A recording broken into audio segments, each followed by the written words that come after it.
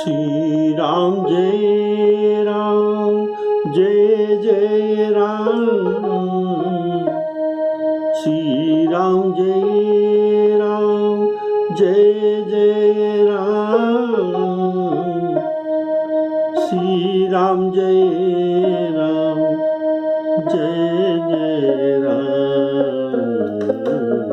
श्री राम जय जय राम। श्री राम जय जय राम।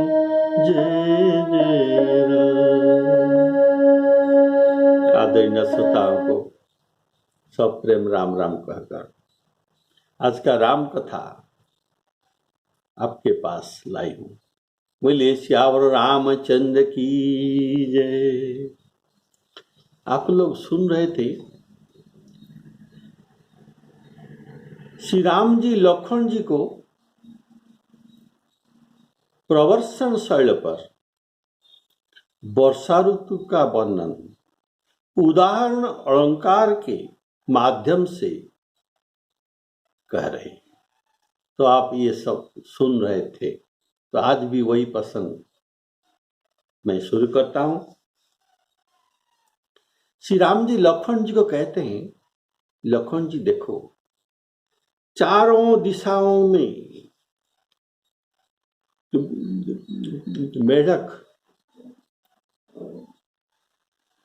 मेढक की सुहावनी ध्वनि ऐसे भली लगती है जैसे ब्रह्मचारियों के समुदाय वेद पढ़ रहे हैं। अनेक प्रकार के वृक्षों नवीन पत्र युक्त हुए जैसे साधन करने वाले साधक के मन में विवेक प्राप्त होता है, वैसे ये नवीन पत्रों से युक्त वृक्ष सुशोभित होते हैं।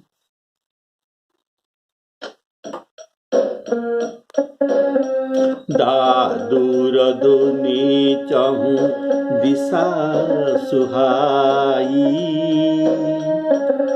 दादुर धुनी चहु, दादुर मेढक के शब्द, दादुर धुनी चहु दिशा सुहाई।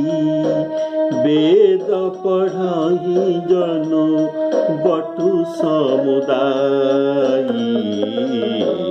नव पल्लव भये बिटप अनेका। साधक मन जस मिले विवेका। श्री राम जय राम। दादुर धुनी चहु दिशा सुहाई। वेद पढ़हि जनु बटु समुदायी।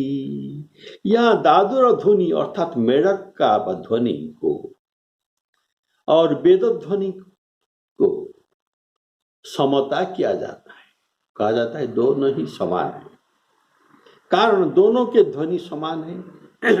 वेद ध्वनि सुहावनी होती है, इसी से मेढक की ध्वनि को भी सुहाई विशेषण दिया गया। जहां रघुनाथ जी बैठे हैं वहां चारों ओर से दादुर ध्वनि सुन पड़ती है। दादुर मेढक ये चारों ओर जलाशय के निकट बोल रहे और ब्राह्मणों भी चारों ओर जलाशय के निकट बोल रहे हैं। ऐसे समान होता है। तो ब्राह्मण जलाशय के चारों ओर बैठकर श्रावणी क्रिया करते हैं अर्थात वेद पढ़ते हैं। दादुर की बोली सुहावनी लगती है, पर इनके टर टर टर टर जो शब्द है, ये ध्वनि ये क्या बोलती है किसी को समझ में नहीं आता, लेकिन सुनने में अच्छे लगता है। वैसे ब्राह्मणों की वेद ध्वनि तो सुनने में सुहावनी लगता है, पर ये सर्वसाधारण के समझ में नहीं आता ये क्या बोल रहे हैं। बोलिए श्यावर रामचंद्र की जय।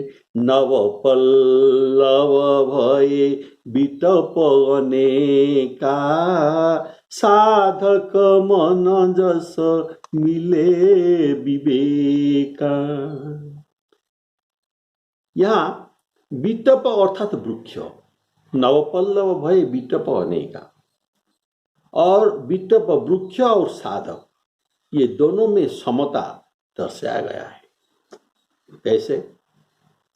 वृक्ष ग्रीष्म ताप से तपे हुए थे और वर्षा ऋतु आने पर ये नवपल्लव युक्त हो गए, और वैसे साधक अष्टांग योग साधन में क्लेश सहते सहते सुख गए थे और उनमें अब विवेक प्राप्त हो गया। जैसे वृक्ष में नवपल्लव प्राप्त हुए वैसे उनको विवेक प्राप्त हो गया, तो ऐसे समान हुआ। जैसे वृक्ष जड़ और अचल है, ये स्थिर रहता है, वैसे साधक की योग साधन में ये क्लेश सहने में भी अचल होकर जड़वत क्लेश सहते रहते हैं। तीसरा पॉइंट, वृक्ष में पल्लव हुए और साधक में विवेक आए, ये भी समानता है। नव पल्लव का कारण वर्षा है, वैसे साधक का विवेक अर्थात ज्ञान का कारण साधन है। पांचवा, ग्रीष्म में वृक्षों की पत्ते झड़ जाती है, वैसे साधन में भी साधक का काम क्रोधादि ये अंतकरण से दूर हो जाते। छठा समानता, साधक दुर्बल से हुष्ट पुष्ट हो जाते हैं। ये सिद्धि लाभ करने पर ये हुष्ट पुष्ट हो जाते हैं और सुंदर दिखने लगते हैं। जैसे मनुष्य शतरूपा तपस्या कर रहे थे और भगवान के दर्शन के बाद हृष्ट पुष्ट तन भये सुहाये, मानहु अबहि भवन ते आए। और वे सिद्धि प्राप्त करने पर पूर्व का क्लेश भूल जाते हैं। बोलिए श्यावर रामचंद्र की। ऐसे नव पल्लव भये बिटप अनेका, साधक मन जस मिले विवेका। इसके बाद श्री रघुनाथ जी जो कहते हैं, लक्षण देखो, वर्षा ऋतु में अर्क पौधा, अर्क का अर्थात जो मदार भी कहते हैं, अर्क अर्थात मदार और जोबास, ये बिना पत्ते के हो जाते हैं। वर्षा आने से, वर्षा उनके ऊपर गिरने से ये बिना पत्ते के हो जाते हैं। जैसे सुंदर राज्य अर्थात उत्तम राज्य शासन में खड़ लोगों के उद्यम और उनके व्यापार धंधा ये बंद हो जाते हैं। उत्तम राज्य शासन में लखन जी देखो, ये वर्षा आने में और कहाँ धूल नहीं दिखाई पड़ता, जो खोजने से भी ये धूल मिलता नहीं, तो कैसे ना, जैसे जो क्रोध धर्म को दूर कर देते हैं, और ऐसे वर्षा ऋतु, वर्षा ये धूल को दूर कर देते हैं।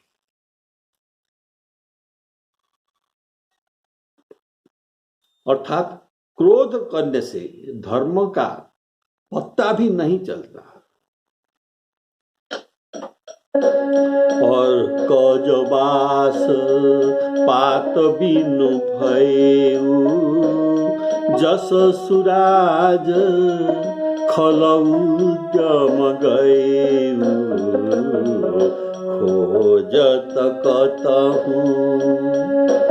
खोजत कतहु मिलई नहीं धूरी करई क्रोध जिमी धर्म ही दूरी श्री राम जय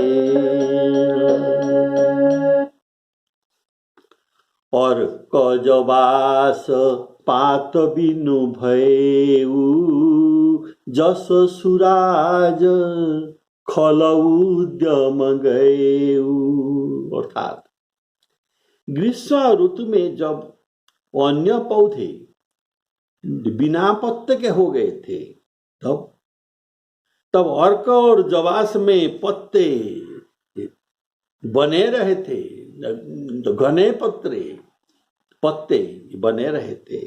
और वर्षा ऋतु में जब सब वृक्ष पल्लव युक्त हो गए तब वे दोनों अर्क और जवास ये पल्लवहीन हो गए। इसी तरह कुराज्य, जिस राज्य में शासन ठीक नहीं है, अर्थात तो परतंत्र राज में प्रजा का कुछ भी करने का स्वाधीनता नहीं है। ये परतंत्र राज्य में जब सब लोग दुखी होते हैं तब वहां ये परतंत्र राज में खड़ लोग सुखी होते हैं, इनके वृद्धि होते हैं। जैसे रावण राज्य था, ये एक खड़ राज्य का उदाहरण। बाढ़े बहु खल चोर जुआरा, खल चोर जुआर लंपट परधन और परदारा हरण करने वाले ये सब के वृद्धि हुए। बाढ़े खल बहु चोर जुआरा जे लंपट परधन परदारा, तो इनके बुद्धि हुए। और कारण इनके बुद्धि का कारण जैसे राजा वैसे प्रजा होते हैं। अगर राजा ऐसा बुद्धि करते तो इनके प्रजा भी वैसे ही बुद्धि करते हैं। इसीलिए लेकिन वो सुराज में देखिए श्री रामचंद्र जी एक पत्नी व्रत हुए और इसके ये सुराज में सब लोग भी एक पत्नी व्रत सब झारी, सब लोग एक पत्नी व्रत हो गए। तो जैसे राजा वैसे प्रजा होते हैं। अर्क के पत्ते बड़े होते हैं और जवास के पत्ते छोटे छोटे होते हैं। अर्थात वर्षा ऋतु रूपी सुराज में जैसे छोटे बड़े सभी खड़ों का उद्यम नष्ट हो जाता है, ऐसे उनके पत्ते सब झड़ जाते हैं। तो बड़े पत्ते हो या छोटे पत्ते हो, सब झड़ जाते हैं। ये अर्क और जवास। बोलिए सियावर रामचंद्र की। लेकिन वे झड़ जाते हैं, लेकिन वे बने रहते हैं। तो दूसरा पेड़ का पत्ते ये बने रहते हैं। देखिए अर्क जवास का पत्र तो झड़ जाता है, लेकिन ये अर्क जवास पेड़ ये कहीं नहीं जाते, ये भी बने रहते हैं। बोलिए सियावर रामचंद्र की जय। श्री राम जय राम, जय जय राम। श्री राम जय राम, जय जय राम। तो वैसे खड़ लोग सुराज्य में ये रहने पर भी इनके अपराध और उद्यम सफल नहीं होता। सब वृक्ष साधु है, सब वृक्ष जितना वृक्ष है सब वृक्ष साधु है। केवल अर्क जवास को खड़ का उपमा दिया गया है, इसीलिए ये दोनों का नाम दिया गया, लेकिन सब वृक्ष का नाम नहीं दिया गया। कारण पल्लव युक्त वृक्ष ये असंख्य होते हैं वर्षा ऋतु में, इसीलिए उनके लिए अनेक संबोधन किया गया है। इनको अनेक कहकर सबको संबोधन कर दिया गया। नव पल्लव भये बिटपने का अनेक शब्द दे दिया गया। विष्णु पुराण में इस भाव का जो है सुनिए। बभूवो निश्चला वृक्षा अकिया वासकः तथा स्वराज्ये तु यथा राजन् न चलन्ति खड़ोद्यमाः। बभूवोर्निश्चला वृक्षा अर्थात सब वृक्ष पत्र युक्त हो गए। अकिया वासक तथा, लेकिन अकिया और वासक अर्थात अर्क और जवास ये पत्रहीन हो गए। सुराज्ये तु तथा राजन् न चलन्ति खड़ोद्यमाः। सभी शास्त्र में आप देखिए, क्रोध करने से धर्म नहीं रहता। कारण क्रोध पाप का मूल है, और जहां पाप रहता वहां धर्म नहीं रह सकता। और जो क्रोध में जो क्रोध युक्त हो जाने से लोग अनुचित कार्य करते हैं, किसी भी उचित कार्य नहीं कर सकते। और जो कार्य करते हैं ये सभी जनता के लिए प्रतिकूल होता है, अपने लिए भी प्रतिकूल होता है, किसी का इसमें उपकार नहीं होता। क्रोध करई जिमी धर्म ही दूरी, धर्म को दूर कर देता है। और क्रोध पाप कर मूल, जेहि बस जन अनुचित करही चरही विश्व प्रतिकूल। क्रोध भी धर्म करता है, क्रोधी लोग भी धर्म करता है, पर धर्म उनके पास आता नहीं। तात्पर्य है कि क्रोध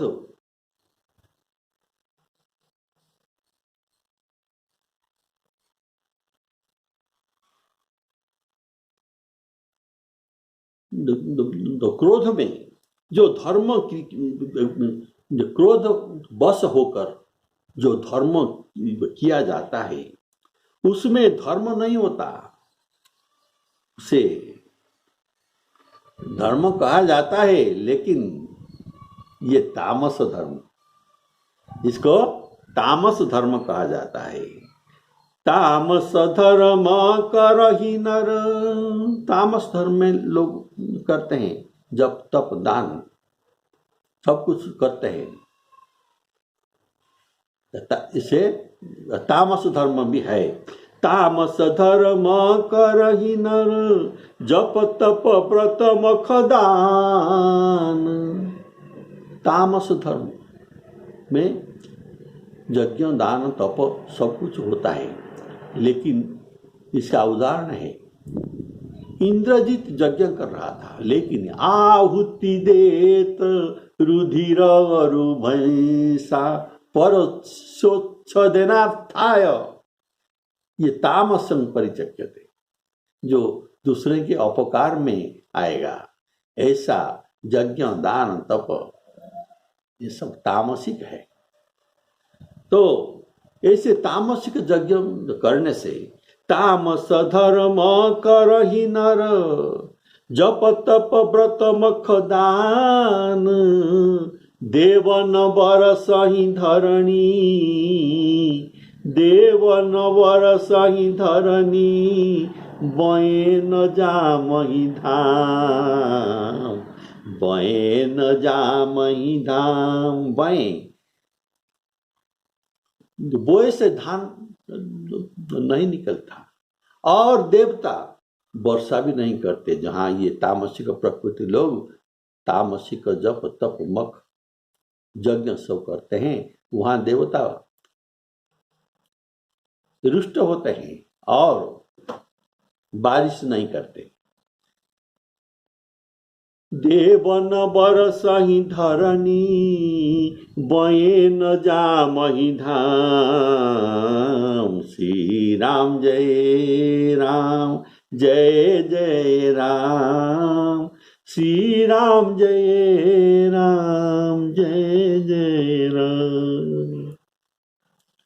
देखिए, क्रोध से धर्म दूरी हो जाते हैं। आपने सुना क्रोध वाला, जो क्रोध हुआ पाप का मूल, और जहां ये पाप का जड़ है वहां धर्म नहीं रहते। तो रावण क्रोध में आवेश होकर धर्म बुद्धि युक्त विभीषण को लात मारकर त्याग दिया, तब ये अभागा बन गया। रावण जबहि विभीषण त्यागा, भयेउ विभव बिनु, तब ही अभागा, तब ही अभागा। इस प्रकार रावण का पुण्य का विनाश हुआ। धर्मयुक्त भ्राता जब ये त्याग दिया, इनका पुण्य का विनाश हो गया। पुण्य का विनाश हो जाने पर इनके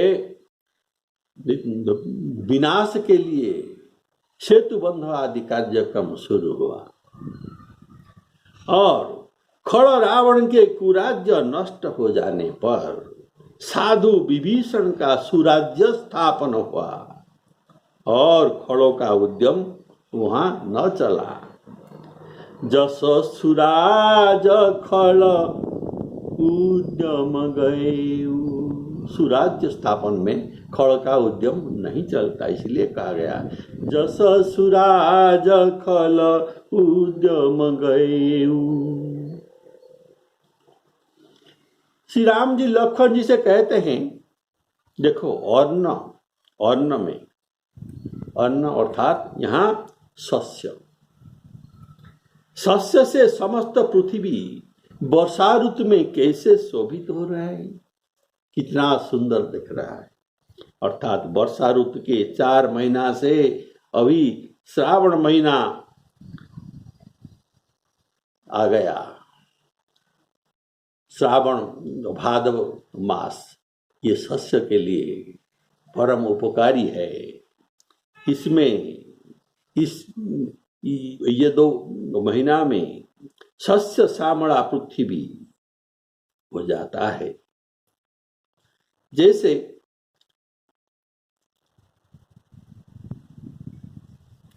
परोपकारी की संपत्ति सुशोभित होते हैं, ऐसे पृथ्वी का ये शस्य श्यामल क्षेत्र सुशोभित है। जैसे परोपकारी का संपत्ति सुशोभित है, और बोलिए श्यावर रामचंद्र की जय। ये परोपकारी है, पृथ्वी परोपकारी है। तो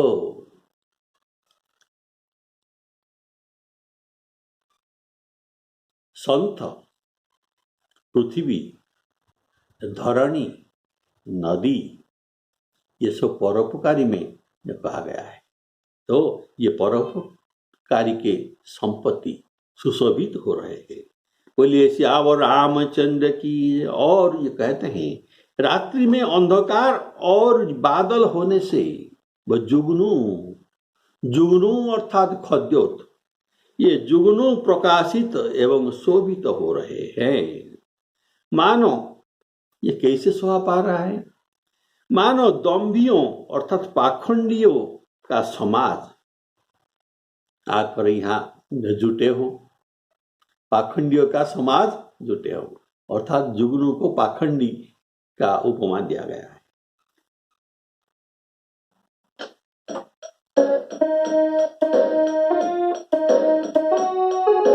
शशि संपन्न सोह मही केसे, शशि संपन्न, शशि अर्थात शस्य, शशि संपन्न सोह मही केसे, उपकारी के संपत्ति जैसे, निशितम, निशि रात्रि में अंधकार, निशितम धन खद्योत विराजा, जनुदम्भि न कर मिला समाज। शशि संपन्न सोह मही कैसे, उपकारी के संपत्ति जैसे। खेती से पृथ्वी सुशोभित हो रही है। खेत पृथ्वी के संपत्ति है, पृथ्वी तो परोपकारी है, खेती पृथ्वी का संपत्ति है और पृथ्वी परोपकारी है। संत विटप, संत विटप अर्थात वृक्ष, संत विटप सरिता गिरिधरणी, परहित हेतु इनके करनी। अर्थात संपत्ति की उपकारिता ही इसकी शोभा है। और संपत्ति हो और किसी का उपकार में नहीं लगे तो वह संपत्ति अशोभित है, यह मानस में कहा गया है। अगर पास में संपत्ति हो तो संपत्ति है, नहीं संपत्ति न हो तो पास में संपत्ति न हो, लेकिन जो व्यक्ति है ये उपकारी व्यक्ति है। संपत्ति नहीं तो ये कैसे किसी का उपकार कर सकता है? तो खेती में अनेक जीवों का उपकार होती है, ऐसे ही उपकार संपत्ति से, ऐसे उपकारी संपत्ति से बहुत जीवों का उपकार होता है। जिस राजा के मही राज्य सुजला सुफला और सस्य श्यामला होता है, समझना ये धर्मशील राजा है। और जहां ये नहीं है, ये राजा धर्मशील नहीं है। धर्मशील राजा में सस्य संपन्न पृथ्वी सुशोभित होता है। राम राज्य में वर्णन आता है कि शशि संपन्न सदारह धरणी, वर्ष का सारे वर्ष सस्य संपन्न पृथ्वी देख पड़ते थे। शशि संपन्न सदारह धरणी, त्रेता भे कृत जुग के करणी। और एक उदाहरण है, प्रताप भानु जो राज्य शासन कर रहे थे, ये धर्म में कर रहे थे, इसीलिए पृथ्वी कामधेनु जैसे जितना चाहे जितना मांगे ये अन्न दे रहे थे, ऐसे सुंदरता लाभ किया था। तो कामधेनु जैसे सुशोभित था। भूप प्रताप भानु बल पाई, कामधेनु भे भूमि सुहाई। ऐसा सुराज्य में सस्य श्यामल क्षेत्र देखने को मिलता है, जो सबके उपकार में आता है और ये सुंदर है। अगर कुराज्य हो तो वहां क्या होता है, ब्राह्मणों वेद शास्त्र को बेच देते हैं और राजा चढ़ा कर जीएसटी इत्यादि लगाकर प्रजा को जो पीड़ित करते हैं, अर्थात प्रजा को खा जाते हैं। और ऐसा कुराज्य में होता है और कोई नहीं मान निगम अनुशासन, कोई वेद का मान्य नहीं करता। इनमें क्या लिखा गया है, कैसा उपदेश दिया गया, उसे कोई नहीं मानता।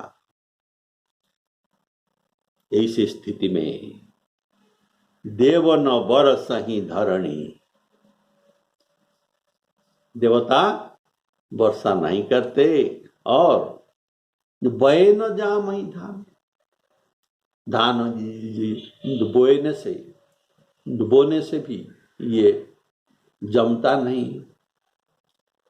बोलिए श्यावर रामचंद्र की। तो कुराज्य में जो होता है ये सुनिए, द्विज श्रुति बेचक, ब्राह्मण वेद को बेच देते हैं। द्विज श्रुति बेचक भूप प्रजासन, को नहीं मान निगम अनुशासन। अर्थात वेद का अनुशासन कोई नहीं मानते। ऐसी स्थिति में बोलिए श्यावर रामचंद्र की जय। श्री राम जी लखन जी को कहते हैं, लखन जी देखो, निशीतम घन, निशी रात्रि में घन अंधकार, तम घन अर्थात बादल भरे है। निशीतम घन खद्योत विराजा, जनु दम्भी न कर मिला समाजा। अर्थात रात्रि के अंधकार में जुगनू अर्थात खद्योत ये शोभा पाते हैं। दिन में उनका शोभा नहीं, केवल रात्र में जब बादल छाए हुए हों और घन अंधकार हो, इसमें ही इनका शोभा है। दिन में, दिन के प्रकाश में ही इनका शोभा जीरो हो जाते हैं। बोलिए श्यावर रामचंद्र की। और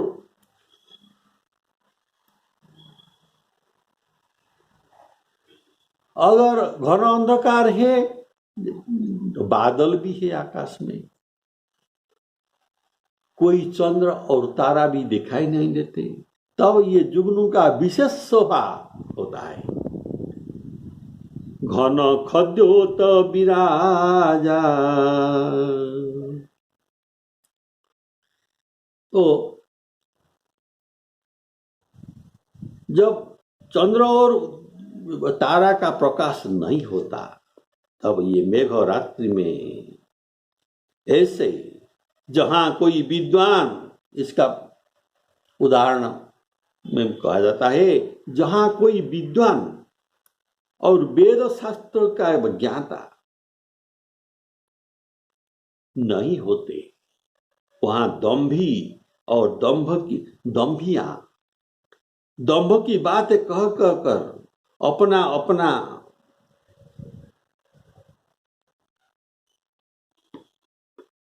मत सब व्यक्त करते हैं। अंधेरे में देखते हैं, जैसे खद्योत समाज में अंधकार दूर नहीं कर सकता, जैसे खद्योत अंधेरे में अंधार को दूर नहीं कर सकता। जितना भी खद्योत आलोक प्रदान करे तब भी अंधार को दूर नहीं कर सकते। वैसे ये दंभियों जितना चमत्कार करते हैं, लेकिन करने पर भी अज्ञान रूपक अंधकार का ये नाश नहीं कर सकते। यह भाव भागवत में भी वर्णित है कि बादल और वर्षा के अंधकार से आकाश छाया हुआ है, कोई ग्रह नक्षत्र नहीं दिखाई पड़ता, तब जुगनू जुगनू चमकती है, ऐसे ही कलि युग में पाप छा जाने पर वेद पुराण आदि का प्रकाश नहीं देख पड़ता। दंभी और पाखंडियों के प्रभाव सर्वत्र चमचमा रहता है। बोलिए श्यावर रामचंद्र की जय। वर्षा के ऋतु में बहुत झड़ी होता है। ये झड़ियों से क्यारियां जल से भर जाते हैं और बहुत भरने से ये पानी जो क्यारियों से फूटकर जाते हैं और ये कहाँ जाता है इनका पता भी नहीं चलता। जैसे इसका उदाहरण दिया गया है, जैसे स्वतंत्र होने से स्त्रियां बिगड़ जाती है। चतुर किसान खेती को निराते हैं, अर्थात खेती से घास तृण निकाल कर फेंकते हैं। जैसे पंडित लोग मोह मद मान को अपने देह से निकाल कर फेंकते हैं। महावृष्टि चली फूटी कियारी, जिमी स्वतंत्र भये बिगरही नारी। कृषि निरावही चतुर किसाना,